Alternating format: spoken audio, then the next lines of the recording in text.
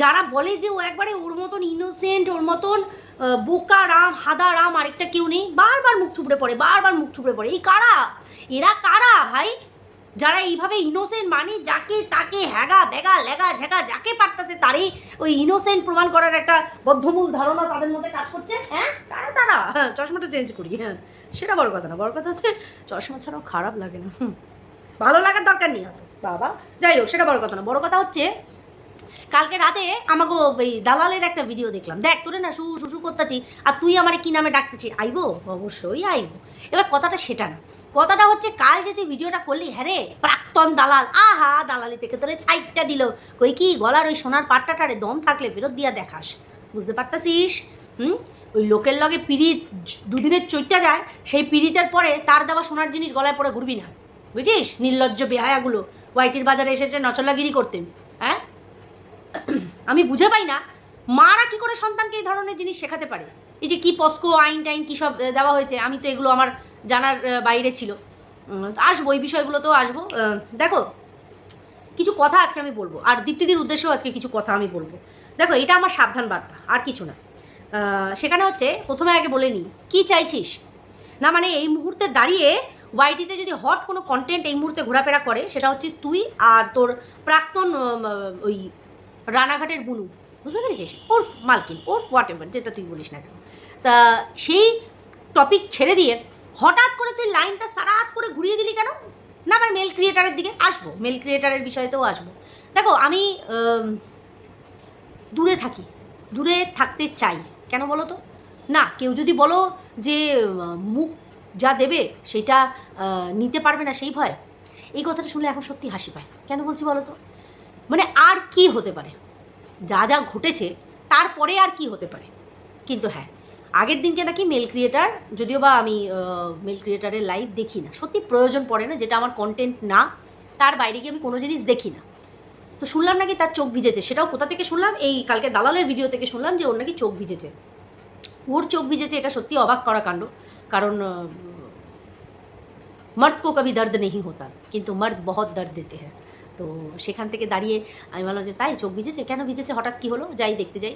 গেলাম, দেখতে গেলাম, গিয়ে শুনলাম যে এইরকম নাকি মানে কিছু অ্যালিগেশন লাগানো হয়েছে, সেইটার ওপর বেস করে মন মেজাজ খারাপ বা কেস কামারির জন্য। দেখো একটা কথা পরিষ্কার আমি তোমাদের বলি, কেস কামারি এমন একটা জিনিস না যেটা মানে মানুষকে হ্যারাস করে। যেরকম মানুষ মনে করে তোমার নামে একটা কেস করে দিলাম, চলো সেখানে সেই মানুষটা হ্যারাস হোক, কিন্তু যে করছে তারও কিন্তু কম খামতি থাকে না, যার নামে করছে তার তো সত্যি খুব অবস্থা খারাপ হয়ে যায়, কিন্তু যেটা রিজন ছাড়া হয় সেটা খুব খারাপ লাগে। যেমন হালে যখন আমার আর দীপ্তিদির এগেনস্টে একটা এরকম ফলস, আমি এখন গলা চুচিয়ে বলবো, ফলস অ্যালিগেশন দিয়ে শুধুমাত্র নিজেদের স্বার্থসিদ্ধি করার জন্য, নিজেদের একটা পার্সোনাল গ্রাজেস মেটানোর জন্য যখন আমাকে আর দীপ্তিদিকে বহরমপুর অবধি দৌড় করিয়েছিল, সেই দিনটা আমি ভুলিনি।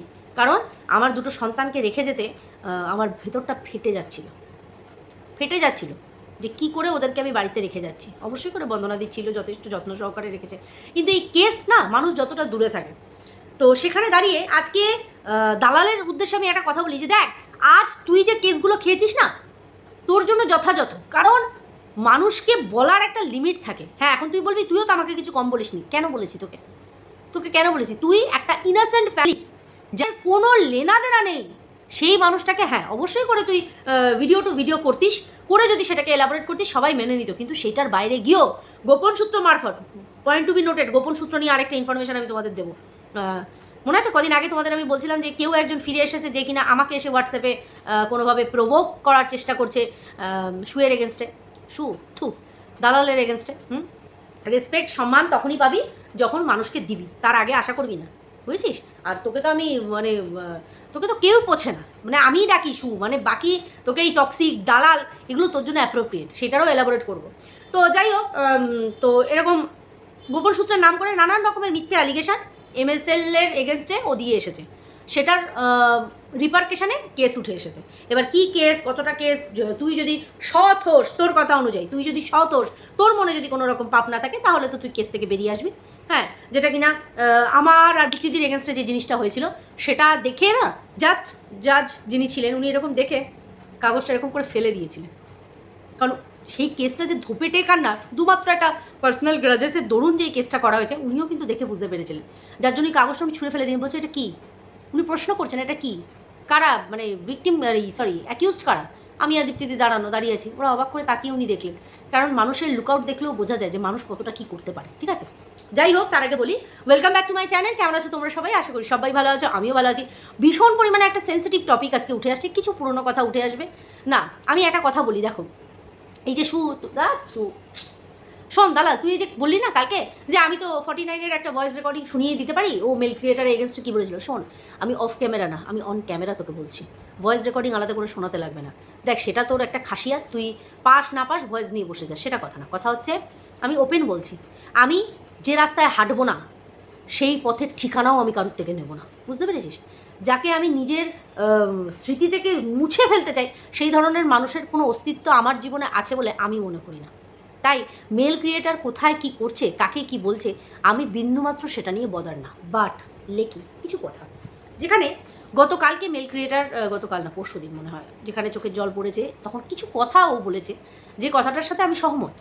হ্যাঁ, সহমত দিয়ে তাকে কিছু বোঝাবো। যেমন সে বলেছে আমার ঘরে ছোট্ট একটা বাচ্চা আছে, সে বুঝতে পারছে বাবা যখন ফোনে কথা বলছে, ও বুঝতে পারছে যে কিছু একটা হচ্ছে। স্বাভাবিক, রিশু, আমার সানি, এরা খুব একটা ছোটো বড়ো না, পিঠাপিঠি সব। তো আমি বুঝতে পারি এদের এদের খুব স্ট্রং কাজ করে, এরা ধরে নেয়, ক্যাচ পাওয়ার খুব ভালো। আমার চিনুরি ধরে নেয়, তাহলে তো সানি রিশু তার একটু বড়। তো সেখানে দাঁড়িয়ে বাড়িতে ওদের কাছে আইডিয়াল কে বলো তো? বাবা। ওদের কাছে আইডিয়াল কে? তার মা। এদের মধ্যে তাদের জগৎ, এখন তো বেশিরভাগই একটা দুটো করে বাচ্চা, তো তাদের জগৎটা কিন্তু সেইটা। আজকে যদি বাবার বা মায়ের কোনো রকম কোনো ক্ষতি হয়, সেটার ওরা আভাস পায়, সেটা কিন্তু ওই যে বলে না বাচ্চাটা ডিপ্রেশনে যায় না, যায়, তাদের মধ্যেও কিন্তু একটা চিন্তা ভাবনা গ্রো করে, সেটা চলতে থাকে, যেটা মেল ক্রিয়েটারের ছেলের ক্ষেত্রেও কিন্তু চলেছে, আর এটা হওয়া খুব স্বাভাবিক।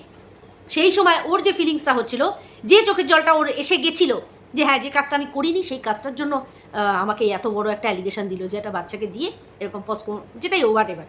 এবার আমি না মেল ক্রিয়েটারের উদ্দেশ্যে একটা কথাই বলতে চাই, কষ্ট যেমন তোমার হয়, কষ্ট সেই মানুষগুলোরও হয় যে মানুষগুলোর বাচ্চাগুলোকে টানা হয়েছে, যে মানুষগুলোকে দিনের পর দিন অ্যালিগেশনে জর্জরিত করা হয়েছে। এখানে আমরা ক্রিয়েটার, এখানে কন্ট্রোভার্সি করতে এসেছি। তোমার যদি আমাকে ভালো না লাগে, আমার কোনো বক্তব্য তোমার যদি মনে হয় ভালো না, তুমি 100 বার বলবে, 1000 বার বলবে, কিন্তু চরিত্রের চচ্চড়ি হয়ে গেছে ওয়াইটিতে না, যার জন্য এখন আর আমি বদার না, কারণ সেই লেভেলে গিয়ে চরিত্রের চচ্চড়ি হয়েছে। এরপরেও যদি আর কিছু থেকে থাকে, এবার ছাটছুট মাল যদি কিছু থাকে, আমি জানি না।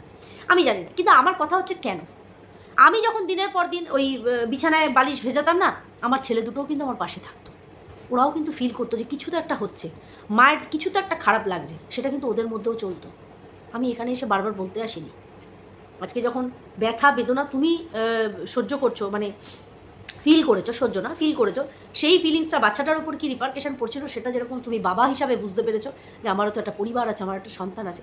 এক্স্যাক্টলি এটাই যদি তুমি আদার্স মানুষগুলোর ক্ষেত্রে একটু ভেবে দেখতে, যে তাদেরও পরিবার আছে, তুমি কিন্তু বলার সময় তখন ভাবো না যে যার এগেনস্টে বলছি তার সংসারটা যদি কোনোভাবে ভেসে যায়, তারও তো ঘরে দুটো বাচ্চা আছে, তুই একবারও তো ভাবোনি না। আমার কোনো পার্সোনাল গ্রাজেস নেই, আজকে ওই কথাগুলো বলছিলে আমার খারাপ লাগছিল, সেখান থেকেই আমি কিছু নিজের মনের দুটো কথা বললাম, যে আজকে এরাথানা নাথু ঘেরা কে না কে, সে এসে তোমাকে একটা ইনফরমেশান দিল, নাও তুমি বলো, এটা কি কন্ট্রোভার্সির পার্ট হতে পারে? হ্যাঁ, কালকে দালাল বললো না যে এই 49 এই নামটা কোথা থেকে এসেছে, ওই মেল ক্রিয়েটার দিয়েছে, সে বার করেছে তুমি 49। কিন্তু 49-এ কী অপরাধটা আমি করেছি সেটা বলতে পারবে কেউ? কোন নগ্নতা আমি দেখিয়েছি সেটা কেউ বলতে পারবে? কতটা চিপ আমি হয়েছি সেটা কি কেউ বলবে? একটু কেউ বলবে? আজকে 49-এর একটা ট্যাগ ভাই দেবে দালাল, কিছু মনে করিস না। আজকে যদি মেল ক্রিয়েটার আমাকে 49-এর ট্যাগটা দিয়ে দেয়, তুই কী করছিস? তুই দিনের পর দিন সেই নামে আমাকে ডাকছিস, আর কিছু নাম পাচ্ছিস না বল? তো তুইও তো সেই নামটাকে এখনও বহন করে নিয়ে চলছিস, চলে তুই সতীত্ব দেখাচ্ছিস, তুই যদি মনে করিস যে কোনো কারণে এখন মেল ক্রিয়েটারের সাথে আমি অশান্তি করবো, সেগুড়ে বালি। তুই যে টপিক নিয়ে নাড়াঘাটা করছিস, যে কাদা ছড়াছড়ি হচ্ছে, সেই টপিকেই কথা হবে, কারণ তুই শুধরাসনি। যদি শুধরে যেতিস, এই যে আমি তোকে ডাকি, কিন্তু তুই আমাকে কি ডাকিস? 49 ডাকিস, যেটা আমার ফারাক পড়ে না। কিন্তু ওই যে তুই সেখান দিয়ে ঘুরিয়ে বলছিস নামটা কে দিয়েছে, নামটা যেই দিক তুই এখনও ডেকে যাচ্ছিস, তাহলে তুই কোথাকার শুধরানো? হ্যাঁ, আজকে তোর কোথাও না কোথাও মনে হচ্ছে যে মেল ক্রিয়েটার মেল কিনা ফিমেল কিনা, আজকে তোর সেই কথা মনে হচ্ছে। তো এই মেল ক্রিয়েটার মেল কি ফিমেল সেটা তো সবচেয়ে বেশি তুই ভালো বুঝিস। মেল বলেই তো ওকে ডার্লিং ডেকেছিলিস, ওর প্রতি তোর একটা দুর্বলতা কাজ করতো, যার জন্য এই যে নন্দাই নাঙ্গি যাকে বলা হয় সে কি ভিডিও এগেনস্টে তোর নামিয়েছে, তুই আর কাউকে নেই, তুই সোজা চলে গেছিস দৌড়ে মেল ক্রিয়েটারের কাছে। নিজের স্বামীর সাথে ইন্টিমেট মুহূর্তে থাকার পরেও তোর আর কারোর ফোন ধরার দরকার পড়েনি, তুই মেল ক্রিয়েটারের ফোনটা ধরেছিস এই রিজনটা দিয়ে, আমি ফোনটা না ধরলেও রেগে যাবে। এত ইম্পর্টেন্ট, এত ইম্পর্টেন্ট। তোর মতন একটা জঘন্য মহিলা, হ্যাঁ জঘন্যই ওয়ার্ডটা তোর জন্য ইউজ করবো, শুধরেছিস? শুধরালে তোর বাক্যের ভাজে ভাজে যে নোংরামিগুলো লুকিয়ে থাকে না, সেটা বেরিয়ে আসতো। দেখ আমি মজার ছলে ইয়ার্কি মেরে নানান রকমভাবে ঘুরিয়ে ভিডিও করছি, কিন্তু তুই দেখ তোকে মেল ক্রিয়েটারকে টার্গেট করে তোকে আমাকে বলতে হচ্ছে। হ্যাঁ বলছে কখনো ওর দিকে টানতে চায়, কে কাকে টানতে চায়? মেল ক্রিয়েটার যদি আমাকে টানতেও চায়, আমি টেনে চলে গেলাম, তোর মতন মনে করিস নাকি নিজেকে? মানে আমাকে কি তুই তোর মতন মনে করিস? যে বললো আম তার লগেই যাম। তুই কি সবাইকে নিজের মতন মনে করিস? মেল ক্রিয়েটারের সাথে এত কিছু হওয়ার পরে মেল ক্রিয়েটার আমাকে ডাকলো, আমি সুর করে চলে গেলাম। যেমন তুই তোদের এই বোনাবুনি ফোনাফুনি ভিডিও কলিং দুনিয়া কিছু করে বেরিয়েছিস, আবার শিবশম্ভুকে হাতে নিয়ে ক্যারেক্টার সার্টিফিকেট দিতে বলিস না। বাই দ্য ওয়ে, এমন কী লোকানো আছে রে যেটাতে সংসার ভাঙা যেতে পারে? এমন কি জিনিস আছে যেটাতে হাত পড়লে সংসার ভেঙে যেতে পারে? তারপরেও তোর মতন একটা মানুষের কাছ থেকে অন্যের ক্যারেক্টার সার্টিফিকেট নিতে হবে? হাসাস না, বুঝেছিস? হাসাস না। তুমি কোন খেলায় নেমেছো বুঝতে পারছি।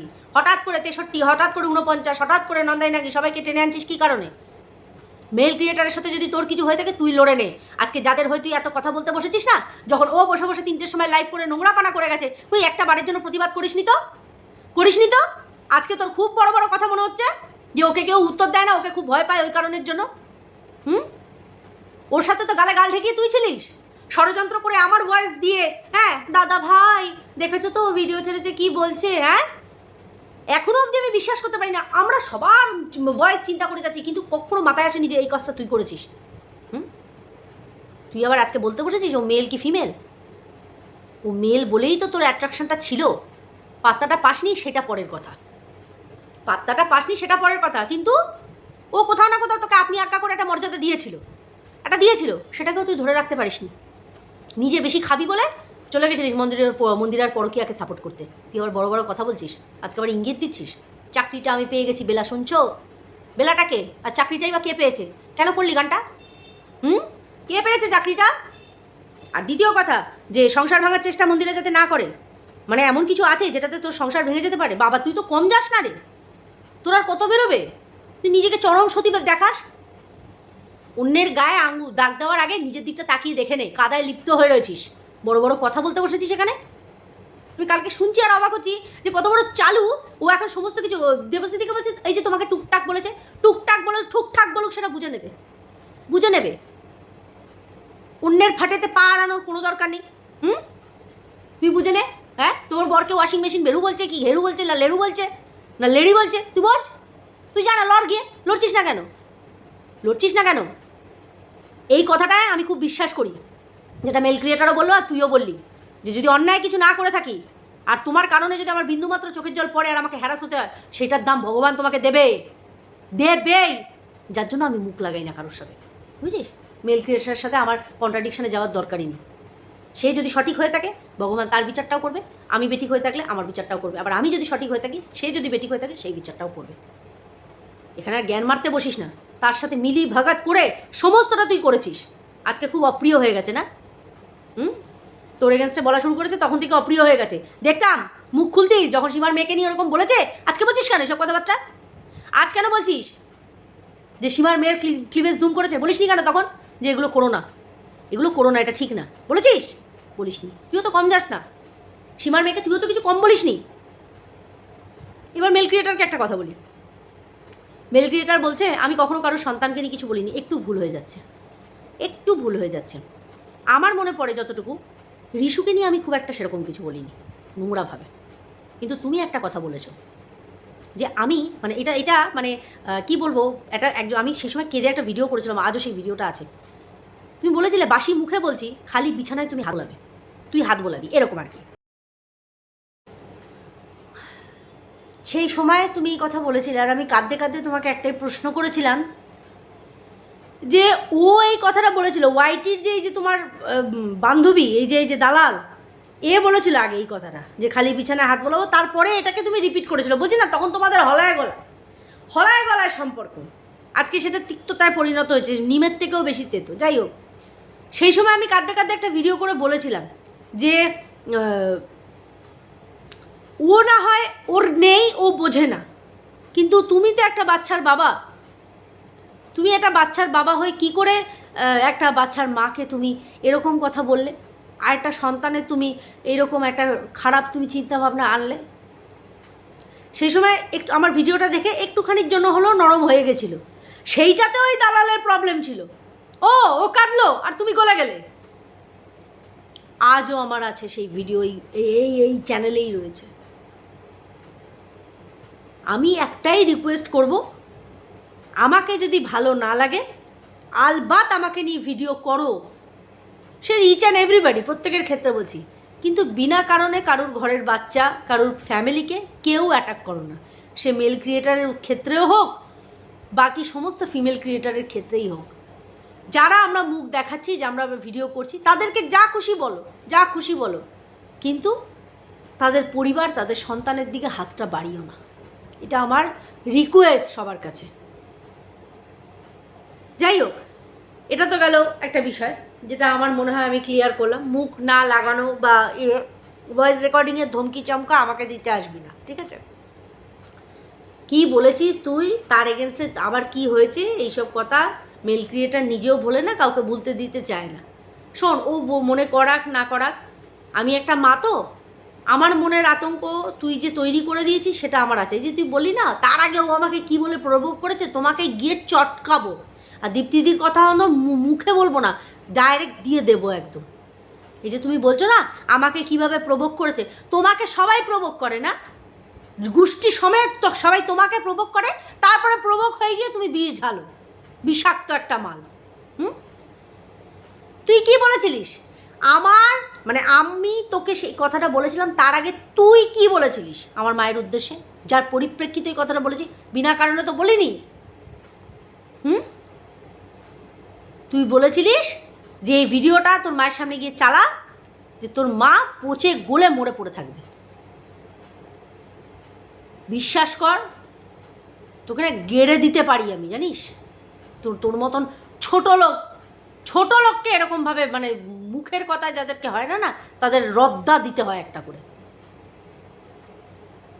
তার পরিপ্রেক্ষিতে আমি বলেছিলাম যে কিনা একটা মায়ের উদ্দেশ্যে এইরকম নগ্ন মানসিকতা রাখে, যে মানুষটা অসুস্থ, আজকে বিছানায় পড়ে আছে, একবার তার এগেনস্টে সে গণধর্ষিতা, একবার তার এগেনস্টে পচেগুলো মরবে, তো তোমাকে কি পুজোর থালা দিয়ে আরতি করবো? আপদ একটা। ও বলতে বসেছে তুই মর গিয়ে মেল ক্রিয়েটারের সাথে, কেউ যাবে না এখানে, যখন যাকে বলবে সে বুঝে নেবে। এখন তোর সাথে হচ্ছে, তুই বোঝ গিয়ে। মেল ক্রিয়েটারের সাথে কেউ মুখ লাগায় না, তুমি তো মুখে মুখ লাগিয়ে বসেছিলে। বড় বড় কথা। এখানে কারোর সাথে অত পীড়িত মেল ক্রিয়েটারে ঘটেনি যতটা তোর সাথে ঘটেছিল। তুই ঘটানোর চেষ্টা করেছিস, ডার্লিং মারাচ্ছে। তোমার স্বামী ডার্লিং না? ও তোমার তো আবার বরের প্রতি ফিলিংসই আসে না, এখন আবার কি ঘটিয়ে রেখেছো, তোমার আবার সংসার ভেঙে যাওয়ার ভয় আছে। বলতে বারণ করলি কেন? বলতে পারতিস, কি আছে শুনি, কত তুই বলতে পারিস, এইভাবে বলতিস? হায় মন্দিরে যদি একবার বলে দেয়, আগে তো শিবশম্ভুকে কোলে নিয়ে আসল বলে দিই, এইবার যদি বলে তাহলে সংসার শেষ।